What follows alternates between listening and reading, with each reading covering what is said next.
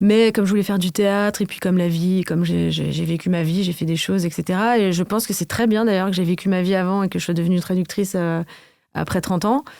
Parce que du coup, j'ai toute l'expérience derrière aussi de ma vie, quoi. Enfin, je pense qu'il n'y a pas de mauvais ou de bonne situation. Totalement. Mais du coup, moi, pour ma petite route, en tout cas, je suis contente que ça soit passé comme ça. Et je crois que ça dépasse mes plus grandes espérances. Waouh! J'adore ce métier. Je ne sais pas ce que je ferais si je ne pouvais pas faire ce métier. Je suis Incroyable. tellement heureuse d'avoir trouvé ma place sur cette terre que... Trop bien! Voilà, je souhaite à tout le monde d'y arriver. Waouh, ça fait hyper plaisir à entendre, dis donc. Non, vraiment. Dans l'épisode 18, Nathalie Holmes a déclaré que la recette d'une bonne VF partait du texte. Un texte qui, au doublage, est traduit de la langue d'origine vers la langue de destination par une personne en charge de ce que l'on nomme l'adaptation. Dans cet épisode, nous rencontrons Marion Mouly, adaptatrice, qui vient nous expliquer les spécificités de son métier. Comment un texte original est pensé, puis travaillé, afin de le façonner pour son audience française. Nous allons voir ce que sont les pièges à éviter, les guidelines et les deadlines des clients, et tout l'environnement de travail de ce métier de l'ombre, sans lequel les comédiens en resteraient quoi? Ah, trop chouette. Alors donc, aujourd'hui avec Marion, on va parler d'adaptation. Sauf que c'est quoi l'adaptation? L'adaptation, qu'est-ce que c'est? C'est une grande question. C'est une forme de traduction qui consiste à se détacher de la lettre et à se rapprocher plutôt du sens et l'émotion et d'essayer de transmettre l'émotion de départ dans une culture cible, donc en l'occurrence pour moi le français. Ok. Et du coup, c'est ça pour toi la différence entre la traduction et l'adaptation? La traduction, c'est littéral, c'est le texte? Non, la traduction, c'est une énorme bulle. Et dans cette énorme bulle qu'est la traduction, il y a l'adaptation. Donc, c'est une forme de traduction. En fait, on ne dit pas vraiment traducteur parce qu'on se détache plutôt du mot, comme je disais. Mais c'est une forme de... Pourquoi?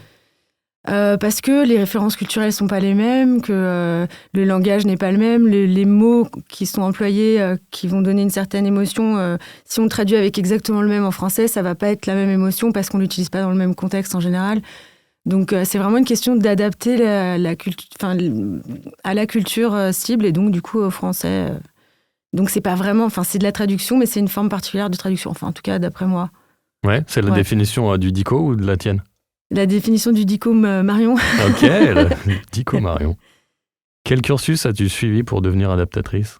Alors, j'ai fait au départ, j'ai fait des lettres. J'ai fait des lettres modernes. Mais j'ai fait 2 ans de lettres modernes. T'as un bac L? Avec un bac L, bien sûr, dans une école bilingue. Dans un lycée bilingue, à côté d'ici d'ailleurs. Trop bien. Et ensuite, j'ai fait donc, une licence à Paris 3 de traduction. Et de recherche en LLCE, donc c'est littérature et civilisation étrangère. Je sais, j'ai fait ça à la fac, j'ai tenu 2 semaines. Ah voilà, moi j'ai fait ma licence, donc parcours traduction. Bien joué. Et ensuite j'ai fait 1 an de recherche en traductologie à Paris 3. Oh là, qu'est-ce que c'est de la recherche en traductologie? Alors la traductologie, c'est un peu ce qu'on pourrait appeler la science de la traduction. Donc c'est tout l'aspect historique et philosophique de la traduction. Et donc voilà, on apprend les différentes étapes en fonction de tel siècle et de tel penseur qui a pensé à la traduction. Et donc, c'est une manière de traduire en fonction de chaque époque et de chaque pays. Et évidemment, à travers le prisme de la langue anglaise et de la traduction avec le français, parce qu'évidemment, c'est un peu la base de la chose. Et ensuite, donc, j'ai fait un mémoire sur la traduction des accents dans les doublages français. Ah, trop cool. Ouais, et c'était très intéressant. Et en fait, cette année-là, on était une des premières promos... il devait y en avoir eu quelques-uns avant qui avaient parlé de traduction audiovisuelle, parce que c'est un parcours assez classique, la traductologie, c'est beaucoup de traduction littéraire. Donc on apprend qu'est-ce que c'est que la traduction, quelles sont les différentes formes de traduction qui ont été utilisées au fur et à mesure du temps et à travers quel support, donc que ce soit des films, des pièces de théâtre, des choses comme ça. Et en fait, du coup... c'était un peu nouveau pour eux, donc c'était assez intéressant. Les profs étaient assez intéressés. Et du coup, ça m'a amené, donc quelques années après avoir fini mon diplôme, à donner, pas vraiment des cours, mais à être intervenante en master, justement, pour faire découvrir à ces jeunes en recherche qu'est-ce que c'est que la traduction audiovisuelle, parce que les professeurs ne connaissent pas du tout ce domaine. C'est très nouveau encore pour l'instant, donc voilà. Ok, cool. Boivez de l'eau, allez-y, c'est bon pour la santé. Et j'ai fait un master 2 de traduction pro à Nanterre. Voilà, de traduction du visuel du coup. pour finir, juste la formation. Ça, c'est juste traduction. Alors, première année de master, c'était de la recherche, donc on a un mémoire à faire, etc. C'est vraiment, vraiment de la recherche pure. Et le master pro, c'est donc là que j'ai fait mon stage chez Deluxe. C'est là qu'on apprend tout ce qui a rapport avec la traduction audiovisuelle. Donc, on a les logiciels, on apprend à faire du sous-titrage, du doublage, un peu d'audio description. Et du coup, c'est ce qui m'a permis d'avoir un pied dans le métier avec le stage et ensuite, de fil en aiguille, de devenir adaptatrice. C'est quoi la recherche ? La recherche, c'est quand on... Concrètement, qu'est-ce que c'est ? Alors, en fait, on va étudier vraiment un sujet, dans un sujet très, très précis en détail. Et à travers ce sujet, on va faire des... En fait, ça dépend vraiment...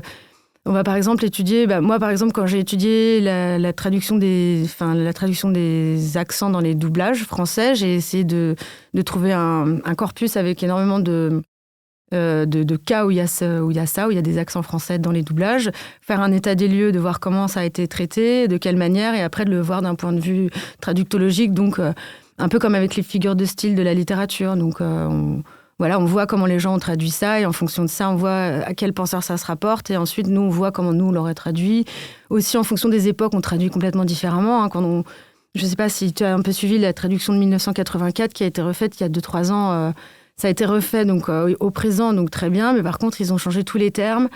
Donc aussi, c'est une manière dont on voit le monde à travers une certaine époque. C'est très intéressant, la traduction, quand on s'y penche un peu. En fait, c'est vraiment... moi, ça me passionne, en tout cas. C'est un multivers. C'est un multivers dans lequel on se perd très facilement. Ouais, t'ouvres une porte, il y en a une autre derrière et tout. Ok, j'avais pas pensé à tout ça. Ouais, et c'est souvent intéressant de passer par la recherche quand on fait de la traduction en général, parce que ça permet de voir les choses de manière différente, je pense. Et quand tu parles des accents français, vraiment l'accent du Berrichon et compagnie ou... Non, la traduction des accents dans les doublages, c'est-à-dire par exemple les frères Cohen, c'est un bon exemple, ou The Mask, où à un moment il imite un français, donc comment traduire le français en français. Il y a plusieurs exemples comme ça, et en fait, d'ailleurs ça m'a aidé pour mon travail plus tard, parce que, en l'occurrence pour Art les cœurs à vif, hein. Ouais. C'est pour ça que j'étais tout de suite d'ailleurs d'accord avec toi sur le choix que tu as pris, et ça m'a fait penser à ça tout de suite. Donc c'est des choses qui m'ont beaucoup servi, et en plus le doublage, c'est quand même quelque chose qui, c'est quelque chose de très important en France. Moi, j'ai grandi avec des doublages. Pourtant, j'adore la VST, donc je regarde beaucoup de films en VO sous-titré. Je voulais faire plutôt du sous-titrage d'ailleurs au début. D'accord. Mais en pratiquant, je me suis rendu compte qu'en termes d'écriture, c'est quand même beaucoup plus vivant, le doublage, et ça m'a énormément plu. Et du coup, c'est vrai que je fais uniquement du doublage, mais... C'est quoi la différence entre les sous-titres et le doublage, justement ? Pourquoi est-ce que quand on lit des sous-titres, c'est pas le même texte que quand ils parlent dans la VF ? Alors, parce qu'il y a énormément de contraintes en sous-titrage qu'on n'imagine pas quand on ne connaît pas un peu comment ça fonctionne. Alors, par exemple, déjà, l'œil peut lire qu'un certain nombre de caractères à la seconde, espace comprise. Donc, évidemment, quand il y a beaucoup de débit et que c'est, par exemple, le personnage qu'on connaît de Queenie. De Queenie, voilà. Dans Art les cœurs à vif, je précise. Exactement, qui parle très, très, très rapidement. Enfin, version Netflix aussi, je précise. Oui, aussi. Oui, il faut le dire, dans le remake. Oui. Ça, par exemple, je pense qu'en sous-titrage, faut aller à l'essentiel, et on va quasiment que au sens de ce qu'elle veut dire, en passant... outre l'éthique de langage, les manières de parler, etc. Je pense qu'un bon sous-titreur arrive à faire passer cette émotion, justement, mais je trouve que c'est très contraignant et très difficile, et c'est un exercice qu'on ne soupçonne pas si difficile que ça. Et en fait, justement, c'est un peu toujours le problème de l'invisibilité du traducteur. Il faut qu'on soit invisible. Si on est invisible, c'est que tout va bien, c'est que voilà, c'est passé, ça marche, etc. Mais si ça marche pas, tout de suite, ça se voit tout de suite. Ça saute aux yeux. Donc c'est pas facile. Il y a des comédiens de doublage qui ont la même approche, qui disent on a bien fait notre travail quand on nous entend pas. Voilà, c'est ça. Quand on n'entend pas que c'est du doublage. Exactement. Et c'est un travail d'équipe, parce que y a nous au début, ensuite il y a vous, puis après il y a les ingés. Il faut qu'il y ait vraiment toutes les étapes qui brillent pour que le produit fini soit correct. On peut avoir un super texte et un très bon comédien, mais c'est mal mixé, c'est désagréable. Et dans toutes les configurations, il faut que tout le monde soit bon et travaille en harmonie. Et je trouve que c'est très bien d'ailleurs quand on arrive à discuter tous ensemble, ou quand par exemple les auteurs se déplacent en plateau, quand on parle en amont de choix de traduction, ou... qu'on se mette d'accord sur des termes, comme toi, tu nous avais envoyé un un mail très détaillé. Un gros pavé. Mais oui, mais en même temps, c'est très bien. Comme nous, on est isolés, ça, c'est toujours bien d'avoir un retour parce que parfois, on ne sait pas aussi ce que la personne attend de l'autre côté. On nous donne la fois d'avant des directives qui ne vont pas être valables le projet suivant. Donc, la communication, toujours pour. Communication, c'est bon. Oui. En parlant de ça, j'avais une question sur les guidelines. Notamment, là, on a travaillé sur un projet Netflix ensemble. Oui. Est-ce que... alors, tu nous rappelles ce que c'est une guideline Guideline ou les show guides. Ouais. Parce que les deux... en fait, ce sont les directives de la production du produit ou du client, généralement, qu'on nous envoie pour nous donner des pistes à suivre sur les manières de traiter certains aspects. Que ce soit des chansons, le langage grossier ou alors les thèmes un peu spécifiques et auxquels il faut faire attention. Et que nous, il faut qu'on les suive. Alors, on peut aussi argumenter quand on n'est pas d'accord, quand on veut changer certaines choses. Mais en général, c'est un peu le client est roi, donc on doit un peu aussi s'adapter, encore une fois. C'est un peu la Bible. Voilà, c'est un peu la Bible. Mais souvent... quand on a un bon argumentaire et qu'on sait pourquoi est-ce qu'on veut que ce soit tel mot ou autre, en général, on est quand même écouté. Je trouve qu'on n'est pas assez nécessairement face à des murs, donc ça, c'est plutôt bien. Est-ce que tu trouves, dans l'ensemble, que ces guidelines soient trop serrées, trop généreuses, enfin, tu vois, dans le mauvais sens du terme, enfin, est-ce qu'elles vous contraignent trop ? Alors, je pense que ça dépend beaucoup, beaucoup du client. D'accord. Il y a des clients c'est pas des produits, alors c'est vraiment des clients. Ouais, je pense que il y a vraiment des clients qui sont connus pour être très tatillons avec des manières de faire bien particulières qu'il faut vraiment suivre à la lettre, et d'autres qui font peut-être plus confiance au choix artistique. Je pense que du coup, on peut pas vraiment faire de généralité. Il y a des clients qui sont vraiment plus difficiles, et dans ces cas-là, moi personnellement, je négocie moins. J'essaie vraiment de choisir mes batailles, comme on dit. T'essayes une fois, si ça passe pas, tu fais bon, ok, j'ai compris. Oui, voilà. Après, ça c'est mon avis, il faut savoir aussi, quand on discute le bout de gras, quand on va en plateau, je parle en tant qu'autrice, quand on se déplace en plateau et que le texte est changé, je pense qu'il faut aussi un peu lâcher de notre ego et penser au bien commun de la série, des choses comme ça. Et comme parfois c'est subjectif aussi, un peu savoir lâcher prise. Et quand on tient vraiment à cœur à quelque chose parce qu'on y réfléchit pendant très longtemps, là, à ce moment-là, qu'on le défende, quoi. Mais je pense que c'est vraiment un problème. Faut pas que ce soit un problème, justement, de voir que le texte change. Après, il faut pas que le texte change trop, évidemment, parce que c'est aussi un truc qu'on a travaillé, bien sûr. Mais normalement, le nombre de fois où je suis allée en plateau, ça a toujours été extrêmement bienveillant, très productif. J'ai toujours appris énormément de choses. Et c'est une expérience que je continuerai à faire. Mais oui, j'encourage. J'y retourne la semaine prochaine, d'ailleurs. Ah bah, cool. Ça fait combien de temps que tu fais ça ? Ça fait combien de temps ? Ça fait 5 ans, 4 ans. 5 ans, 4 ans ? Ouais, 4-5 ans. Ok. Avant, je travaillais dans l'exploitation cinématographique. Qu'est-ce que c'est ça ? C'est le cinéma. Mais dans les cinémas. En traduction, on adapte Non, pas du tout. Alors en fait, au départ, je faisais du théâtre. J'ai fait un peu des cours Florent quand j'étais jeune, il y a longtemps. Et... Quand j'étais jeune, il y a longtemps. Non, mais il y a bien 20 ans quand même maintenant. Okay. Et en fait, je faisais mes études de lettres. Et après, j'ai fait une prépa aussi. Et en fait, pendant tous ces moments-là, je travaillais dans un cinéma. Et en fait, de fil en aiguille, je suis restée bosser. Donc, j'ai un peu monté les échelons, etc. Et ça a été toujours un peu la petite porte qui m'a permis d'aller voir des films gratos pendant très longtemps. Sympa. Et puis bon, on rencontre toujours des gens intéressants dans ce milieu. Et en fait, non, mais j'ai toujours voulu faire de la traduction, mais il fallait que je passe mon master et c'était pas le moment avant. Et je l'ai passé assez tardivement dans ma vie. C'était un peu une reconversion. Sachant que je viens d'une famille bilingue, donc, et puis j'ai fait une école bilingue quand j'étais au lycée. Donc j'ai toujours eu cette double nationalité, triple avec l'anglais aussi, parce que ma mère écrit des livres en anglais. Donc c'est vrai que c'est quelque chose que j'ai toujours eu dans ma vie, même si c'est assez récent que je le fasse de manière professionnelle. Ok, donc tout de suite le cinéma. Enfin, t'avais une fascination pour j'ai toujours les été, séries, ouais. Alors je viens d'une famille de ce qu'on pourrait appeler geek, dans l'âme. Ok. Donc j'ai 2 grands frères et avec ma mère, on a de souvenirs, on a toujours eu une carte de cinéma, donc on a toujours été au cinéma voire même parfois 2 fois dans la même journée. Donc c'est vraiment un truc qui a toujours été très présent.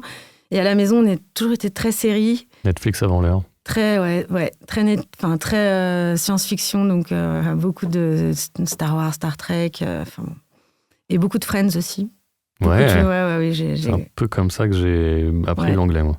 C'est un peu comme ça que j'ai appris l'anglais aussi, et en traduisant des paroles de chansons de Radiohead aussi. C'est pas facile, hein. Ça, là, tu parles. Là, tu me parles. Là, ok. Voilà. Karma Police. Oui, par exemple. Tes plus grandes fiertés d'adaptatrice jusqu'à présent? Alors, j'ai fait avec, pourrais-je dire, ma binôme, je l'adore, Aurélie Bourgeois, avec qui je travaille souvent. Ouais. Et on a bossé sur le prequel de Grease, sous forme de série, qui était une série un peu de comédie musicale pour Paramount. Et c'était assez sympa, parce qu'on a dû faire beaucoup de recherches de vocabulaire des années 50. Et puis en plus, c'est agréable aussi J'adore le langage oral, c'est ce qui me plaît énormément dans le doublage. Mais c'est vrai que de faire des séries qui sont un peu d'époque, j'aime bien parce que ça demande un autre registre. Ça peut être un peu prise de tête, mais c'est le bon côté aussi de ne pas s'embourber dans un truc un peu habituel. Et puis ça rafraîchit. Ça permet d'utiliser des mots qu'on n'a pas l'occasion d'utiliser, donc ça c'est super. Ouais. Et aussi, le dernier en date, c'est Lessons in Chemistry, le titre n'a pas été traduit. Ils écoutent jamais les titres que les auteurs donnent, les clients, jamais. Et avec Brie Larson, qui est une mini-série qui se passe aussi dans les années 50-60. D'accord. Et une série un peu féministe, assez sympathique, que je vous conseille d'ailleurs de regarder si c'est votre truc. Peut-être parce qu'il y a Brie Larson que ça va pas trop. Alors, qu'elle a pas trop le vent en poupe. Je suis pas tellement fan, si on peut me permettre l'expression, de la personne non plus. Mais en l'occurrence, la chose qui m'énerve chez elle colle très bien avec son personnage. Donc en fait, ça marche très bien. Ok. Parce qu'elle est un peu hautaine, sans vouloir la juger, la pauvre, je la connais pas. Si ça se trouve, elle est très gentille, mais elle donne cette image un petit peu de personne un peu hautaine. Et du coup, dans son rôle-là, où elle est un peu gauche socialement, mais assez intelligente et c'est assez sympa, je conseille. Voilà, c'est les 2 fiertés que j'ai, je dirais, dans ma courte carrière. Yes. Mais espérons qu'il y en ait bien d'autres. Oui, j'espère. Là où les plus grandes difficultés de ce métier, tu dirais? L'isolement. Ah ouais? Ouais. Ah ouais, j'avais pas du tout pensé à ça, mais ok. Je pensais que tu allais me parler de la difficulté d'adapter, par exemple, une blague très référencée ou... Ah non, ça c'est le plaisir de faire ce travail. Ah, ok. Après, tu parles en termes d'adaptation pure. Non, tout. Ben non, justement, je prends ta réponse volontiers. Alors l'isolement, parce que après, moi, peut-être c'est personnel, parce que je suis quelqu'un de plutôt sociable, donc j'ai l'habitude de voir beaucoup de monde tout le temps. Et c'est vrai que c'est un métier où tu te retrouves tout d'un coup tout seul à la maison toute la journée. Tout ce qui est écriture, c'est comme ça. Hein. Ouais. Après, c'est génial. Moi, j'adore ça, mais c'est vrai qu'il faut savoir trouver un équilibre pour pas s'embourber parce qu'on peut rester plusieurs jours à bosser pendant des heures. Enfin, faut savoir se cadrer, réussir à trouver un équilibre avec une vie sociale à côté. Mais sinon, en termes d'adaptation, en fait, même les produits qui sont les projets ou les séries qu'on peut trouver entre guillemets moins à notre goût, je trouve qu'en fait, on tombe toujours finalement, on finit toujours par se mettre dedans. Et en fait, les difficultés en soi, on les résout soit en discutant avec des gens, souvent en discutant avec des gens, et pas toujours avec des gens du métier d'ailleurs. Ok. De parler de telle manière de dire ou de telle chose. Et souvent, ça sort très naturellement chez les personnes de manière spontanée comme ça. Donc souvent, c'est souvent des choses intéressantes, en fait, les difficultés, je trouve. C'est plus moi je dirais que c'est plus l'isolement que je trouve le plus dur dans ce métier, le fait d'être. Et c'est pour ça que je viens souvent en plateau aussi, pour avoir un retour, parce qu'on ne sait pas non plus si c'est bien ou pas bien. J'imagine que si c'est pas bien, on doit le savoir au bout d'un moment. En général, si c'est à chier, tu le sais relativement vite. J'imagine que ça doit savoir. Non, puis c'est toujours chouette de voir son texte dans la bouche des comédiens et voir ce qui sort mieux, ce qui sort moins bien.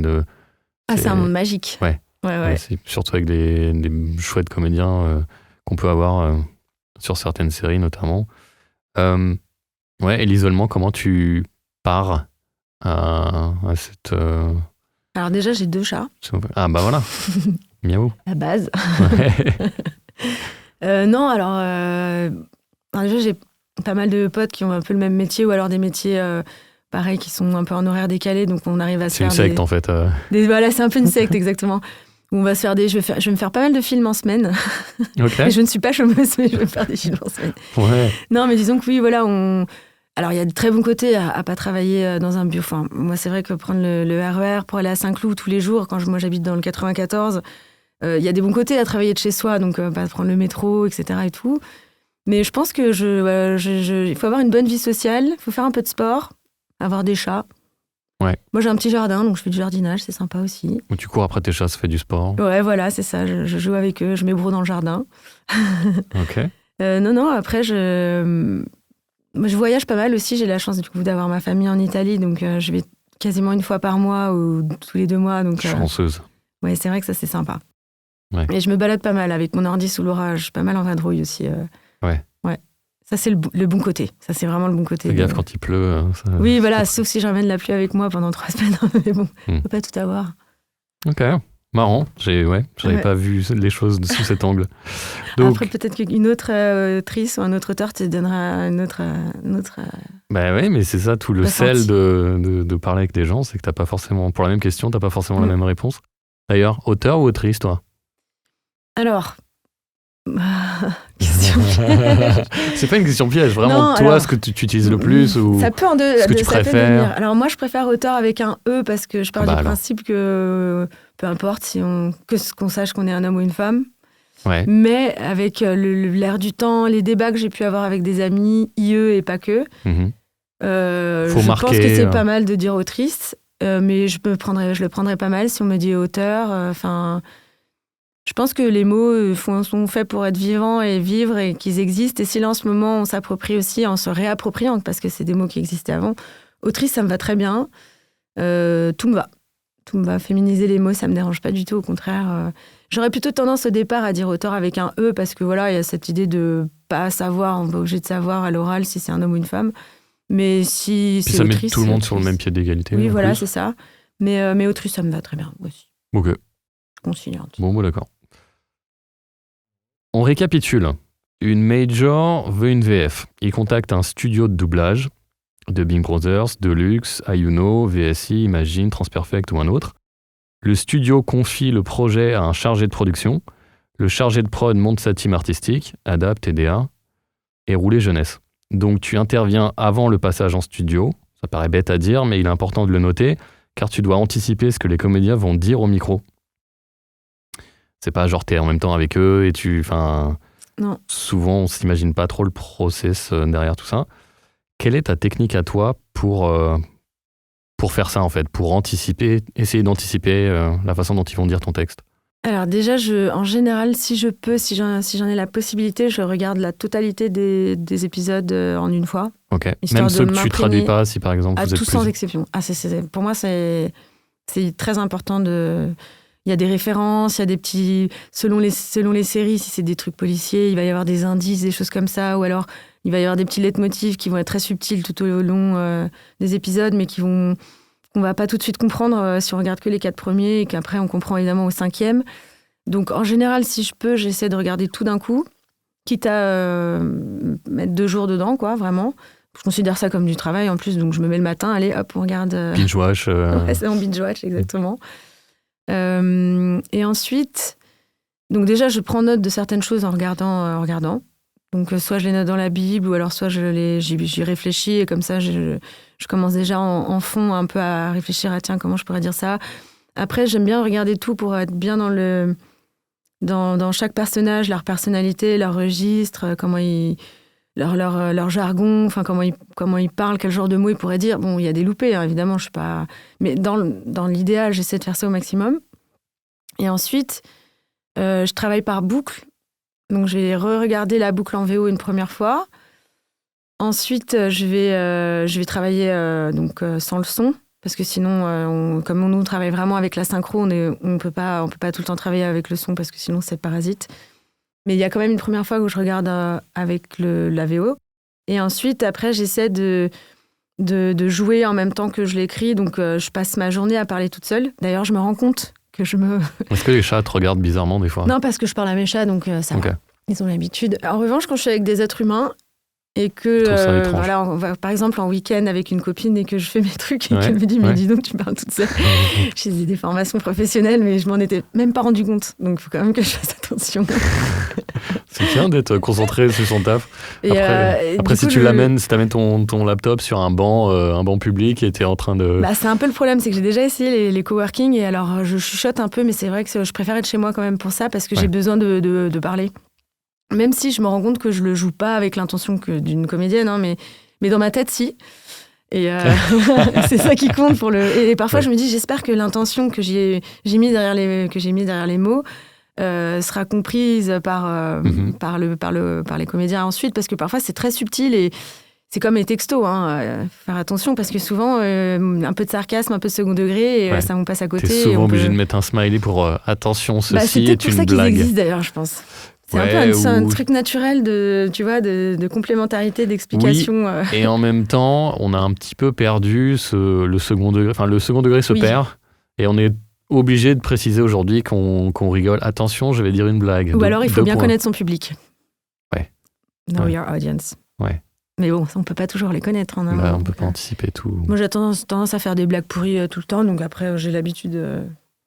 Toi dans toi-même Ouais, non, en général, dans la vie. Ok, bah super. Ouais. Moi, je suis client de blagues pourries, alors quand tu veux, tu peux lâcher des bons... Non, mais là, il y a des traces, c'est pas bon. Oui, on coupera ou pas, mais... Et du coup, pour terminer, pour répondre à ta question, une fois que j'ai fait ces petites boucles au fur et à mesure et que j'ai essayé vraiment... Et que t'as joué la série toi-même. Bah, en fait, on essaie de se mettre un peu dans la peau des scénaristes plutôt que des comédiens, en fait. D'accord. Parce que c'est plus qu'est-ce qu'ils ont voulu dire, quelle est la blague, pourquoi est-ce qu'ils ont choisi ce mot. Ça veut peut-être dire qu'ils ont un petit sous-entendu à faire. C'est pour ça d'ailleurs que c'est bien de savoir ce qui se passe plus tard. Et une fois que c'est terminé, on fait notre propre vérif, où là, on lit tout le texte de A à Z pour vérifier la synchro, pour voir si ça colle. Ensuite, on relit le texte. Je crois que l'épisode, je dois l'avoir vu facile au moins 4 fois, à la fin. Facilement. Tu le connais pas mal. Je le connais par cœur. Mais du coup, je suis à fond dedans. C'est ça qui est bien aussi. Ouais. Ok. Cool. Super intéressant, toutes ces petites précisions. Pourquoi les chargés de prod ne confient pas une saison entière à un seul adapt, mais en choisissent 2 ou 3 en général? Alors, je pense, sans être sûre de l'avoir la vérité. Toi qui es de l'autre côté, ouais. Mais quand j'ai travaillé un peu chez Deluxe, j'ai un peu vu comment ça se passait. Je pense que c'est surtout en termes de temps. C'est que si on donne Moi, j'ai déjà fait une série de Voice à moi toute seule. Je ne pouvais pas rendre plus d'un épisode par semaine. Donc, évidemment, ça repousse les enregistrements. Alors, je vais juste préciser que les Voice, donc c'est voice-over. Voice-over, oui. Et ça devait être d'un documentaire? Ou de la télé-réalité? Voilà, c'est ça. Télé-réalité. C'était docu-réalité, en l'occurrence. Ok, donc c'est les Kardashians ou un truc comme ça. Et voilà, ça se traduit aussi. Enfin, ça se double, entre guillemets. C'est de la voice-over, c'est-à-dire qu'on entend la voix. C'est d'où l'expression voice-over. Exactement. Ok. Donc oui. Et donc, cette fameuse voice-over, tu l'as fait toute seule? Donc voilà, c'est une des seules fois où je l'ai faite toute seule parce qu'il y avait des dates très très très très lointaines et donc du coup et puis c'était aussi au début, donc je pense que c'était un peu pour me faire la main aussi. Donc une histoire de deadline pour toi. C'est plutôt, je pense, une histoire de deadline, ouais. Parce que sinon en termes de ça double le temps avant de pouvoir livrer une VF au client. Combien de temps tu reçois les éléments? On appelle ça des éléments, donc c'est quoi que tu reçois en gros? Alors moi je reçois les images, donc les vidéos. Voilà. J'ai un logiciel de doublage. Ouais. En général, c'est mosaïque, mais ça peut être... chez Dubbing, ils ont leur propre logiciel Erythmo, ou alors Shinkle ont leur propre logiciel Capella, qui est utilisé aussi par d'autres studios, de plus en plus pour faire de la voice-over, d'ailleurs. Et jusqu'à présent, était faite sur Word. Oui. Donc, pas facile pour l'organisation de tous les côtés. Donc ça, c'est plutôt bienvenu. Pas partout, hein. Moi je travaille encore quand je dirige de la voice j'ai rendu récemment certaines boîtes, c'est encore sur papier. C'est très chronophage de faire un script c'est plus long? Ouais. Ok. Bah oui, parce que sur Capella, les TC sont déjà, on remplit tout, ou sur le logiciel en fait. C'est déjà détecté. Oui, tout est déjà pré-mâché. C'est surtout, oui, c'est ça. En fait, on n'a pas besoin de faire de mise en page, de taper les TC nous-mêmes, le texte, etc. Et tout. Enfin, le texte, on le tape, évidemment, bien sûr. Oui. À un moment donné, oui. C'est le boulot quand même. Donc, ok. Combien de temps, donc, tu reçois les éléments et la deadline, en gros, tu as combien de jours pour faire un épisode de 45 minutes? Alors, idéalement ça dépend. Allez, vas-y, je sais pas, en moyenne. Alors, tout dépend du lignage de départ, si c'est très très bavard ou pas. Je dirais que en moyenne, on part du principe qu'on fait à peu près 10 minutes d'adaptation de produits par jour. Ok. Donc, mais après, ça dépend. Il y a des personnes qui vont prendre un peu plus de temps, d'autres qui vont peut-être être un peu plus rapides. Mais en moyenne, c'est ce que j'ai le plus entendu, c'est à peu près ça. Donc, 4 jours et demi pour un... oui, si c'est un 45 minutes. Après, il faut quand même prendre le temps de regarder. Quand on adapte, parfois, ça peut être... si c'est très bavard, ça peut nous prendre plus de temps. S'il y a beaucoup de recherches à faire, parce que, par exemple, Lessons in Chemistry, c'était beaucoup de biologie et de chimie, plus les années 50-60. Donc, il y avait la recherche de registres, plus les recherches scientifiques et des choses comme ça. Dans ces cas-là, c'est pris en compte dans la deadline? Généralement, les chargés de prod demander, font attention à ça. Ouais. Ils nous préviennent un peu en amont du type de produit que c'est pour voir si on est à l'aise avec ça. Après, j'ai remarqué que ça dépend énormément du chargé de prod aussi, de sa manière de travailler. Il y a des chargés de prod qui vont faire vraiment des recherches d'auteurs en fonction du produit. Parfois aussi, ils ont pas le temps de faire ça aussi. Hein. Attention, parfois ils peuvent pas aussi. Donc, parfois ils nous demandent si ça nous convient. Ça dépend un peu vraiment des cas. Ok. Donc, 45 minutes. Donc, 45 minutes, allez, 10 jours. Ah ouais. En comptant 2 jours de repos. Ok. Donc, on va dire une bonne semaine, quoi. Si je commence le lundi, le vendredi, je peux avoir quasiment fini et avoir besoin peut-être du lundi et du mardi parce qu'il y a les relectures qui sont très importantes aussi entre auteurs, auteurices. Ouais. Donc, et ça, en général, il faut compter. Bon, ça prend pas longtemps, mais il faut que la personne soit disponible au moment où nous, on a fini. Donc, en général, ça se prépare en amont aussi. Mais oui, je dirais 10 jours pour faire 45 minutes, idéalement. Mais en général, c'est plutôt 8 jours. Enfin, après, ça dépend des projets, mais ça dépend des clients aussi, beaucoup. Des clients ou entre guillemets, de la qualité du produit? Oui, peut-être aussi. Peut-être aussi, mais ça dépend vraiment parce que tu as des clients qui vont arriver avec des gros AAA et les mêmes clients vont arriver avec un truc un peu moins en vue. Donc, c'est peut-être pas les mêmes contraintes. Alors, c'est vrai que les produits un peu, entre guillemets, prestige, en général, on avait quand même plus de temps pour les faire. Ouais, voilà. C'est vrai. Et qui décide si c'est un produit prestige ou pas Alors, je pense qu'on le sent. Par exemple, Grease, on savait qu'on s'attaquait à une franchise, que c'était un produit qui avait déjà une fan base. Ouais. Je parle un peu franglish. Non, mais ça marche. Et donc, on savait que ça allait être avec une haute visibilité. D'ailleurs, je remercie Titra de m'avoir fait confiance et d'avoir fait confiance à Aurélie pour ce projet. C'est très bien passé. Alors, quand il y a plus de pression, il y a toujours plus de pression. Donc, sur le moment, on n'est pas toujours très heureux. Mais aussi, quand il y a plus de pression, ça veut dire... voilà, c'est ça. On a besoin de faire un travail un peu plus... de faire encore plus attention à ce qu'on fait et d'avoir un peu plus de pression. Ouais. Et le résultat, je pense, est plutôt bien. Moi, je trouve vraiment que... Vraiment, vraiment très bien. Je félicite aussi Barbara Del Sol, qui a fait un super boulot, qui a fait une super équipe. Et voilà, tout le monde a fait du super boulot. Je sais pas si nous aussi, mais en tout cas, je trouve que le travail fini est super. Ok. T'as eu un dialogue un peu avec Barbara ou un petit peu, par oui, mail oui. ou En fait, elle avait un assistant, Alexis. Ouais. Je ne me rappelle plus de son nom de famille, pardon. Ouais. Et en fait, il y avait beaucoup d'allers-retours entre... Je pense qu'Alexis a fait beaucoup d'allers-retours entre Barbara et les autrices et la prod aussi. Mm-hmm. Et je pense que ça a payé. Hein, c'était très bien parce que comme c'est comédie musicale, il y a beaucoup de personnages. Donc, on avait des trombinoscopes. Un trombinoscope, ouais. Trombinoscope. Ouais. Vraiment très conséquent avec des photos de partout. C'était un peu... Voilà, c'était pas facile comme projet. Qui fait quoi? Lui, c'est le frère, lui, c'est l'amant, lui, c'est... Oui, c'est ça. Alors, lui, c'est Man Blue 2 dans l'épisode 4. Ouais. Il y a 10 épisodes. Donc, ça a demandé pas mal de concentration et de boulot, mais c'était assez sympa. J'ai bien aimé travailler sur ce projet. Ok. T'étais fan du film ou... Alors, comme du coup, ma mère m'a traîné un peu partout, dans tous les cinémas, etc., j'avais vu en effet Grease au cinéma quand j'étais petite et je connaissais les musiques. Ah ouais, tu l'as vu au Cinoche? Putain. Ouais, j'avais vu au Cinoche parce qu'il le repassait parfois là. Ouais. À UGC, voilà. Ouais, faut pas dire de marque. UGC Cinécité. Ouais.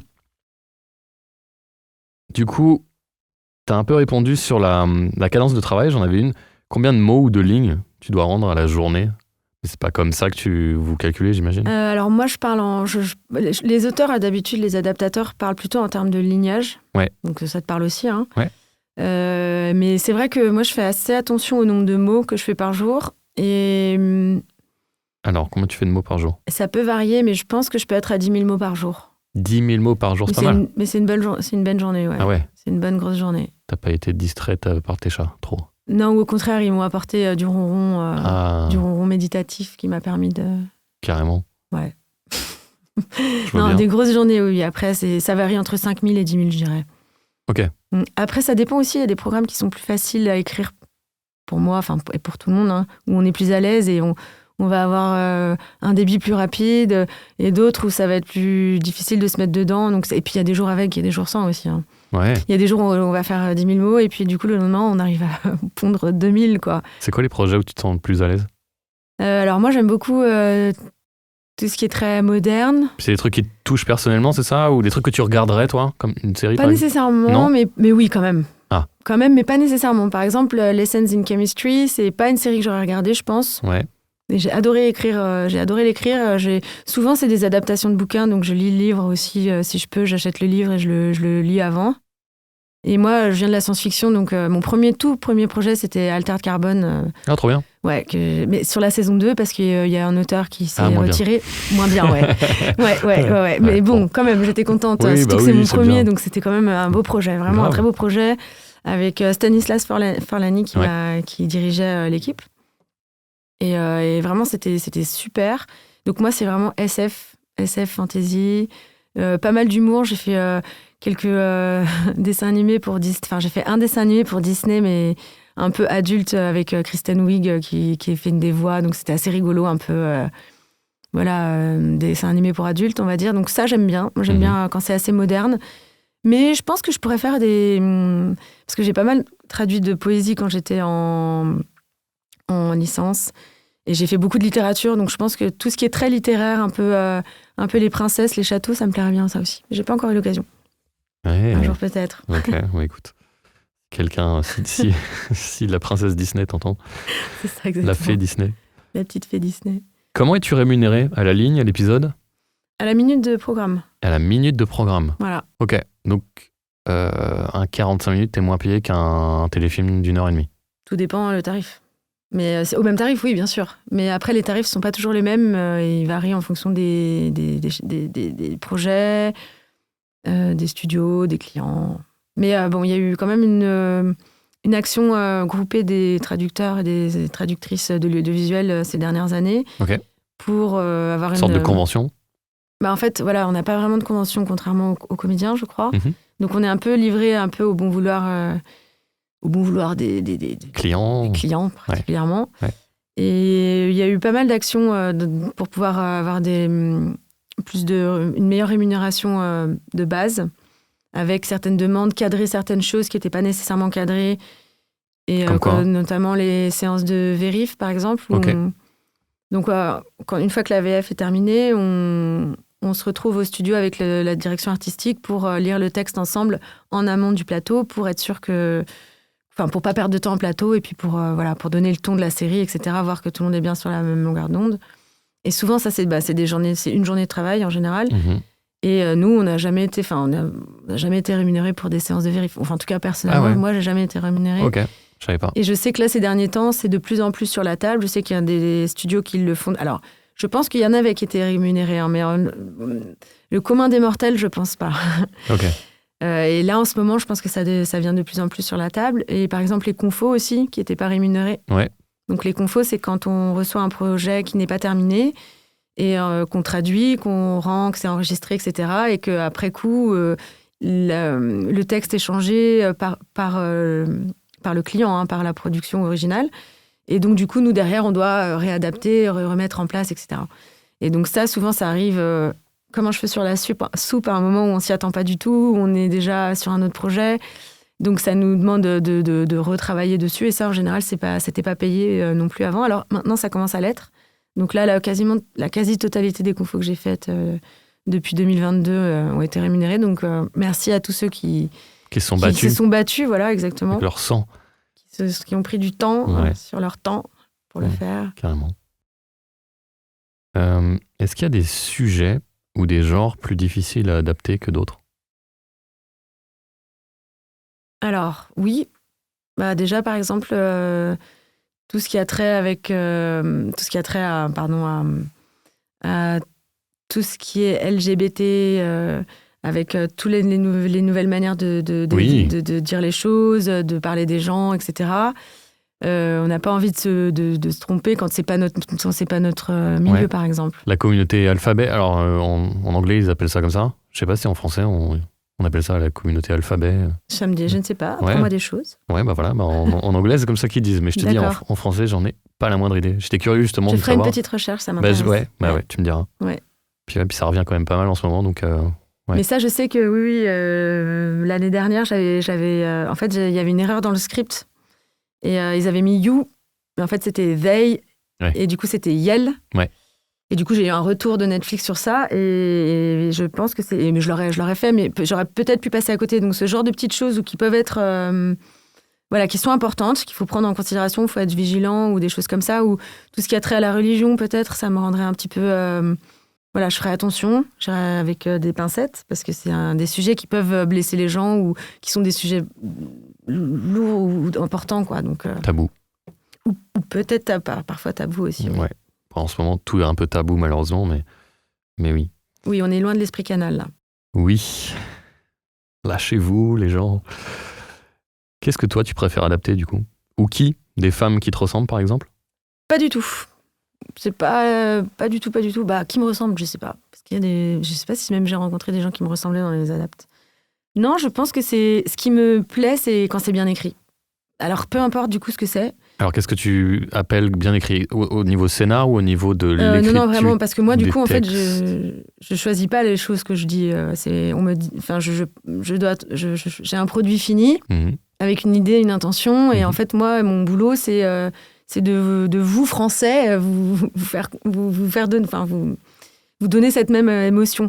Mhm. Donc, je pars à partir de quelque chose qui existe déjà, et si c'est bien écrit, c'est facile. C'est facile enfin, j'allais dire l'art de la paraphrase, un peu l'adaptation. Parce qu'en fait, on ne fait que dire quelque chose qui a déjà été dit. Donc, il faut juste le dire de la bonne façon, différemment, du coup, par rapport à la langue, quoi. Et quand c'est bien écrit, c'est beaucoup plus agréable et beaucoup plus facile voilà, de trouver quelque chose de bien dit. Alors que quand c'est un peu trop basique, parce que l'anglais, ça peut être très basique aussi, quand il n'y a pas beaucoup de vocabulaire, des choses comme ça. Il faut doser pour enjoliver un peu la chose, mais en même temps, on ne peut pas se permettre trop d'enjoliver non plus. Donc, c'est moins agréable en ces cas-là. Ouais, je me rappelle qu'il y avait un gros débat à l'époque de Le Trône de Fer, Game of Thrones, donc quand c'est sorti un bouquin qui avait été traduit par un érudit qui s'appelle Jean Sola. Et moi, j'ai adoré la VF parce que le mec est tellement cultivé, ça se transpire dans son écriture. Voilà, c'est naturel presque. Quoi. Et il y a de l'imparfait, du subjonctif partout, il y a du... Sauf que, alors c'est magnifique et c'est autant plaisant de le lire dans la forme que dans le fond, du coup. Sauf qu'il s'éloigne totalement du style de George Martin, D'accord. voilà, qui lui est beaucoup plus simpliste finalement, beaucoup plus droit au but. Et donc il y avait des gens et cru. Et oui, clairement. Voilà, mais même dans sa manière d'écrire, c'est vrai qu'il n'y a pas trop de fioritures. Ouais. Mais du coup, voilà, il y a eu plein de gens qui étaient montés au créneau pour dire voilà, que ça trahissait l'esprit de l'auteur. Bon, je peux comprendre, hein, mais enfin, moi perso, c'était un tel kiff de lire ces trucs en VF que je lis autant, enfin, ouais, maintenant je lis autant en anglais qu'en français. Et là, pour le coup, c'est un bouquin que je recommande. Dans les deux langues. Ouais, mais même plutôt en français parce que, encore une fois, c'est tellement beau. Et le français, en plus, à la sauce médiévale, est tellement chouette avec des belles phrases longues et des beaux adjectifs bien longs. Enfin bref, c'était un régal à lire, quoi. Donc Donc voilà. On peut se dire que c'est une interprétation du bouquin. Ouais, bah alors le problème c'est que c'est qu'il n'y en a pas d'autres pour donner pour les autres, pour les personnes qui voudraient quelque chose de plus peut-être fidèle à l'œuvre. Il n'y a pas de quoi comparer, donc il faudrait peut-être une autre traduction à côté pour les gens un peu plus, puristes. Le truc c'est que du coup il en a fait 4. 4 gros bouquins. Alors je parle pas des petits parce que je crois que c'était sorti chez J'ai lu au début ou... Bref, c'était pas des bouquins originaux, ils avaient découpé les bouquins originaux en plusieurs. Je me souviens parce que moi je les lisais en VO et du coup Voilà, c'était 1, 2, 3, 4, 5 et en français il y avait tome 12, Ils ont fait pareil avec Harry Potter, non? Il y avait un truc comme ça, non, peut-être pas. Je suis pas le spécialiste d'Harry Potter. Si, non, mais je crois qu'ils aiment bien découper les bouquins pour les Français. Bon, peut-être pour les ventes ou machin, mais ou c'est peut-être plus digeste pour le jeune public. Soi-disant, mais je pense que c'est surtout... Ils disent que les Français n'aiment pas les gros pavés, mais c'est totalement faux, parce que moi j'adore les gros pavés, par exemple, je suis française, donc bon. Ouais, c'est plus vente de bouquins au lieu d'un, oui. Enfin, j'en sais rien, mais je pense, Ouais, enfin bref, donc... Voilà. Une petite parenthèse. Est-ce qu'avant de débuter, tu imaginais que ce boulot serait ce qu'il est ? Est-ce que je m'attendais dans mon idéal de rêve de qu'est-ce que c'est de traduire des doublages, est-ce que la réalité est différente? Ouais, est-ce que c'était un rêve déjà? Ah oui, je pense. Ok. Vraiment, depuis que je suis au lycée, j'ai toujours voulu faire du sous-titrage. Mais comme je voulais faire du théâtre, et puis comme la vie, comme j'ai vécu ma vie, j'ai fait des choses, etc. Et je pense que c'est très bien d'ailleurs que j'ai vécu ma vie avant et que je sois devenue traductrice après 30 ans. Parce que du coup, j'ai toute l'expérience derrière aussi de ma vie, quoi. Enfin, je pense qu'il n'y a pas de mauvais ou de bonne situation. Totalement. Mais du coup, moi, pour ma petite route, en tout cas, je suis contente que ça soit passé comme ça. Et je crois que ça dépasse mes plus grandes espérances. Waouh! J'adore ce métier. Je ne sais pas ce que je ferais si je ne pouvais pas faire ce métier. Je suis incroyable. tellement heureuse d'avoir trouvé ma place sur cette terre que... Mais trop bien! Voilà, je souhaite à tout le monde d'y arriver. Waouh, ça fait hyper plaisir à entendre, dis donc. Non, vraiment. Ouais, j'ai mis du temps quand même. J'ai fini mon master tardivement, quoi, à 35, 34, un truc comme ça. Mais comme quoi, il faut essayer pour trouver sa voie. Enfin, il faut essayer, puis il faut rater, puis il faut recommencer, puis il faut rater, puis jusqu'à ce qu'on trouve le... Ouais, il faut surtout s'écouter et aller là où on a envie d'aller sans écouter les autres. Ou alors encore en écoutant ceux qui disent allez, vas-y. Parce que sinon, on fait rien de risqué, quoi. Enfin, tout me dit j'ai passé un master à 30 ans. Bon, franchement, sur le moment, j'avais tellement envie de le faire que ça s'est fait, mais tellement simplement et tellement facilement, et qu'au final, j'étais là où il fallait, et je suis très contente de l'avoir fait. Si je peux faire un petit pep talk pour ceux qui hésitent à devenir comédien ou des métiers un peu difficiles comme ça, faut pas hésiter. De toute façon, voilà, il faut le faire, quoi, et puis faut pas... Toi aussi, vis ton rêve. Vis ton rêve, exactement. Où que tu sois, quoi que tu fasses. Cueille dès aujourd'hui les fleurs de la vie, carpe diem. Voilà. Est-ce qu'il y a un film ou une série sur laquelle tu aurais adoré travailler? Et pourquoi? J'ai envie de dire Friends, mais en même temps, j'aurais tellement eu peur de traduire Friends parce que c'est tellement facile, c'est tellement incroyable. Alors, il y en a 2, il y a Friends et The Office. Ok. Mais je suis contente de ne pas avoir eu à les traduire parce que on n'est pas à mort dans la science-fiction, toi qui disais que tu étais une... Non, à traduire, tu m'as demandé. Après, oui, après, science-fiction, j'aurais bien aimé traduire The Orville. Ok. Tu connais? Bien sûr. Voilà. Ça m'aurait fait vraiment marrer. Surtout la première saison, parce qu'après, ça devient plus sérieux, mais... Ouais, mais c'est toujours un peu déjanté quand même. Ouais. Moi, j'aime bien les trucs un peu bizarres. Je sais pas, il y a une série qui s'appelle The Nation avec... Tu connais? Ça, je connais pas. C'est complètement what the fuck. C'est ce qu'on appelle les mockbusters. Donc, ça prend les codes un peu de... Bon, là, des zombies, mais complètement n'importe quoi. Et moi, j'aime bien les trucs un peu barrés comme ça. J'aurais bien aimé traduire cette série, par exemple. Mais en science-fiction, oui, Fondation, des choses comme ça, j'aurais bien aimé, bien sûr. J'aurais bien aimé bosser sur... oui, bien sûr, il y a plein de trucs sur lesquels j'aurais aimé bosser. Même la série avec Ewan McGregor, avec les Star Wars, même si je l'ai trouvé nul, j'aurais bien aimé. Ouais, c'était un petit peu cacaboudin. On se demande pourquoi, mais bon. Ouais. Mais tu vois, tout ce genre de choses, ça m'aurait plu aussi. Tous les trucs de science-fiction, ça me paraît beaucoup. Ou les trucs humoristiques, mais les trucs humoristiques, ça met un peu la pression, je trouve, quand même. Donc les trucs humoristiques et de science-fiction, là, c'est le panard total. Donc The Orville. Donc The Orville, par exemple, exactement. Quel est le plus fun dans ce métier? Est-ce que tu dirais que c'est un métier fun? C'est un métier super fun. Super fun. T'es quand même payé à regarder des séries et à aller discuter en plateau avec des comédiens. C'est hyper fun, c'est génial. Alors, Il y a des côtés un peu stressants parce que c'est vrai, quand on passe d'un CDI à auteur, on se dit, mais attends, mais si j'ai pas de boulot, j'ai pas de salaire. C'est ça. Donc j'ai eu quelques surfroids de début. Et puis, si ça roule et qu'on arrive à bosser régulièrement, ça va, ça se passe très bien. Et c'est vrai que ça oblige aussi à faire des démarches parfois pour chercher du boulot. Mais bon, c'est un peu le cas de tous les indépendants. Donc, non, plutôt fun. Confirmage de ce côté de la caméra, ouais. Quelles sont les principales qualités qu'on doit avoir pour être un bon adaptateur ? Alors, il faut aimer les mots. Il faut avoir un certain style d'écriture, je pense, à la base. Qu'on doit être capable d'adapter aussi, bien sûr, en fonction de ce qu'on attend de nous. Mais il faut avoir un truc avec la plume et l'écriture, je pense, au départ. Il faut être assez calé en culture source. Donc, si c'est l'anglais, par exemple, il faut quand même connaître la culture, très bien connaître la culture de départ. Et aussi très bien connaître le français. Parce qu'en traduction, souvent en master, on arrive en dernière année, on a quasiment écrit que en anglais. Et au final, en dernière année, on dit mais c'est du français que vous allez écrire, les amis. Donc, beaucoup lire en français, beaucoup lire, je pense. Aimer la lecture, aimer les livres. Moi, c'est mon point de vue. Je pense qu'il y a des très bons traducteurs qui, ça se trouve, ne lisent pas de livres. Hein. Mais en tout cas, avoir cet amour des mots et cette connaissance aussi des images. Parce que c'est quelque chose de voir des films, la manière dont c'est construit, avoir un peu une idée aussi, un peu une culture de ça. Je pense que ça peut aider aussi, vraiment. Et puis, il faut aimer ça, quoi. Faut aimer ça. Ok. Ta VF préférée ? Las de Gasparano. Oh. Pourquoi ? Parce qu'elle est incroyable. Elle est déjantée. Elle est incroyable. Et puis, il y a des phrases qui n'existent pas en VO qui ont été rajoutées en français, qui sont parmi les phrases... vous n'êtes pas portugais, vous. Donc, je félicite Daniel Curtil et toute son équipe. Et non, vraiment incroyable. The Mask.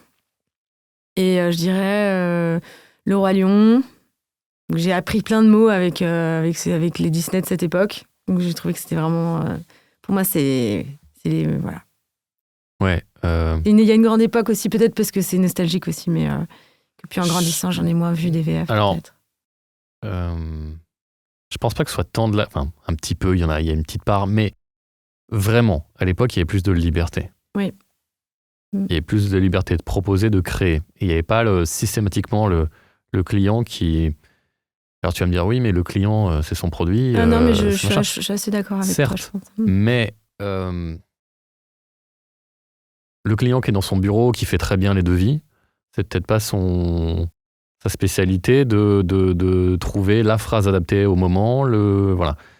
Il y a des professionnels, des comédiens, des DA, qui font ça très très bien, dont c'est le métier, et qui sont très inspirés si on leur lâche la bride. Et voilà, plus tu les brides, plus tu auras un produit formaté, lisse. Voilà, c'est ce qui arrive de plus en plus. Donc je pense qu'il n'y a pas que de la nostalgie, très sincèrement. Et je pense que je suis assez objectif en parlant de ça. Moi, je suis assez d'accord avec toi. Et je pense que déjà, c'est un peu ce que ressentent un peu tous les réalisateurs aux États-Unis avec le studio derrière qui les empêche d'avoir toutes les libertés qu'ils veulent. Et d'ailleurs, c'est pour ça que des grands réalisateurs, quand ils le peuvent, ils créent leur propre studio. Complètement. Et je pense que si l'air du temps veut qu'on est un peu dans une époque où on veut tellement faire attention à faire mal à personne que du coup, ça devient... on peut pas dire ça, faut faire attention. Peut-être un peu trop policé et du coup, c'est un peu le backlash de tout ça, en fait, ce qui est dommage. On a un truc chiant, mou, lisse... Mais je pense que laissons le temps au temps. Là, on est dans une période de transition, donc les gens sont un peu foufous, mais il y a un moment où l'équilibre va se remettre. Vraiment. Je pense que ça commence petit à petit déjà à entrer dans les mœurs, que les gens commencent à se dire, et à un moment donné, ça va quoi, on peut rire un peu ou... Oui, puis c'est de l'art quoi. Ouais. Tu fais d'autres langues que l'anglais ? Oui, de l'italien. Oh si. Si, seigneur. Non, ça c'est de l'espagnol d'ailleurs. Ouais. Est-ce que les studios te posent souvent la question ? Alors, je l'ai mis dans l'annuaire de l'ATA, donc si les chargés de prod font leur recherche via l'ATA, ils le sauront. Et les chargés de prod avec qui je bosse le savent parce qu'ils me... C'est quoi l'ATA ? L'ATA, ah oui. L'ATA, c'est très intéressant, l'ATA, c'est très important. C'est l'association des traducteurs et adaptateurs de l'audiovisuel. Ok. Donc, c'est ceux qui sont souvent moteurs derrière les démarches dont je parlais tout à l'heure. Donc, en effet, j'aurais dû en parler tout à l'heure. C'est pas grave. Tu le fais maintenant, c'est bien. Ouais. Donc, c'est des traducteurs qui se sont réunis donc, de toutes les branches de la traduction audiovisuelle. C'est genre l'ADAMI pour les auteurs. Oui, je crois que c'est ça. Un truc comme ça. Ou un peu comme l'ATLF pour les traducteurs littéraires. Ouais, j'ai peur de dire un mauvais acronyme. Ouais. Mais en fait, du coup, c'est voilà, pour un peu, justement, comme on n'a pas cette convention collective, qu'on n'a pas de structure qui nous représente et qui nous protège aussi, ils mettent en place donc, beaucoup de choses déjà pour faire connaître le métier. Ils organisent des prix de la traduction, de sous-titrage ou de doublage de séries, de documentaires, de films, etc. avec la SACEM ou ils mettent beaucoup de choses en place pour faire connaître le métier. D'accord. Et c'est eux aussi qui vont voir les studios pour négocier, essayer de faire valoir un peu plus notre métier, de le faire reconnaître, de le cadrer un peu pour pas qu'il y ait des dérives. Parce que voilà, c'est quand même le monde capitalisme qui gère tout derrière. Donc les clients, c'est souvent une question d'argent. Donc les chargés de prod peuvent être de très bonne foi si le client donne pas plus de sous que ça. Donc c'est ça aussi pour c'est pour nous aider à nous protéger et à nous faire connaître le travail. Et donc il y a un site internet avec un annuaire qui permet de trouver différents auteurs et autrices selon les spécialités. Donc il y en a qui font du chinois, je sais pas, du slovène. Bon, moi je fais de l'italien et de l'anglais et c'est déjà bien.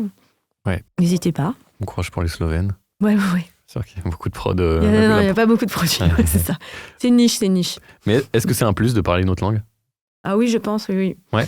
Alors, évidemment, c'est toujours un plus. On parlait de jeux vidéo tout à l'heure. Oui.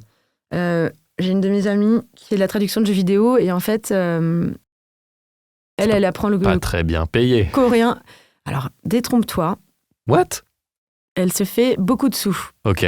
Elle bosse énormément, mais elle se fait beaucoup de sous. Mais par contre, il faut bosser avec les bons clients parce que évidemment. Voilà. Et il faut bosser beaucoup aussi. Mais on peut bien gagner sa vie, parfois, oui, mieux que les auteurs même, parfois. Oh. Mais je pense qu'elle est douée. Elle est douée. Ah, alors, voilà. Et je sais plus pourquoi je disais ça. Est-ce un plus ? Mais tu parlais de... Ouais, je voilà, sais pas pourquoi et en fait, non, parce qu'en fait, elle travaille beaucoup avec des clients coréens, asiatiques. Okay. Et en fait, elle s'est mise au coréen depuis 2 ans. Ah, donc je pense qu'elle traite directement avec les clients, c'est pour ça qu'elle est mieux payée. Elle traite elle moins. Aimerait bien, justement, quand tu travailles avec une langue rare, t'as pas payé la même chose. Eux, ils sont payés à la lettre, au mot. Au mot ou quelque chose comme ça. Ouais, c'est ça. Donc, ils sont payés quelques centimes le mot, mais plus la langue est rare et plus le tarif augmente. Donc, ouais. Et on en a marre des traductions relais qui sont un peu un fléau de ces dernières années. C'est quoi une traduction relais ? Une traduction relais, c'est quand on a un produit, une série turque, mais qu'on n'a pas de traducteur turc-français. Donc, en fait, on n'a pas ou on ne va pas les chercher, plutôt. Et en fait, le studio fait traduire le script en anglais par une personne qui, généralement, n'est pas notre traductrice. Donc, c'est très mal traduit en général. Et donc, du coup, ce relais, cette traduction, ce pivot, en fait, tac, est envoyé à un traducteur français pour faire du doublage en français. Et il y a eu une période où il y a eu énormément de produits. Moi, on m'a proposé beaucoup de projets d'autres langues. Et je sais qu'il y a beaucoup de traducteurs qui n'acceptent pas de le faire parce qu'ils considèrent qu'il y a d'autres traducteurs de la même langue. Mais je crois qu'il y a eu un moment où il y a eu vraiment un gros débit de travail et il n'y avait pas de traducteur. Et à ce moment-là, je sais que j'ai fait quelques langues pivots. Mais en réalité, j'ai trouvé que c'était un exercice assez intéressant parce que, on essaie de se débrouiller pour trouver des forums, parler avec des gens qui sont natifs. Mais surtout, on découvre une autre culture, on découvre... souvent, moi, je travaillais avec le script original.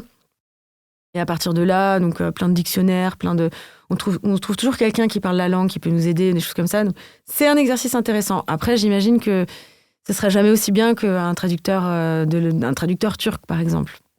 Et ça, c'est le boulot du chargé de prod, de trouver un traducteur de la langue, de la bonne langue, quoi. Ouais, j'en profite d'ailleurs pour parler. En ce moment, il y a pas mal de produits, avec la grève Hollywood, il y a eu une pénurie de produits américains et du coup, il y a eu pas mal de produits, alors espagnols en ce moment, surtout beaucoup, mais il y a eu des produits coréens. Beaucoup, pas mal, ouais. J'en ai fait un, oui. C'était coton. Hein, et donc, en doublage, les gens se disent, mais comment ça se passe ? Donc, ils sont sous-titrés.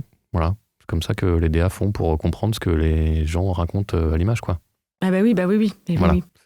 Oui, moi, j'ai comment fait vous du faites pour suédois traduire aussi, une langue que vous comprenez pas? Parce que l'anglais, on comprend tous plus ou moins. Bah, sinon, on peut lire le script en anglais, quoi, mais quand on n'a pas l'image, c'est pas pratique. Mais ça m'est déjà arrivé je travaillais sur Love and Anarchy pour Netflix, qui est une série suédoise, assez sympathique d'ailleurs. Et en fait, la deuxième ou troisième saison, je crois que c'est deuxième, ils nous avaient envoyé des vidéos sans les sous-titres et franchement, j'étais comme ça. Ouais. J'ai 2 écrans, j'étais en train de lire le truc. Et... Attends, t'as pas une table Ikea chez toi? Ouais, non. On parle suédois un peu quand même. C'est un peu coton, mais bon. C'est quand même mieux de traduire une langue dont on est spécialiste, évidemment. Ben oui.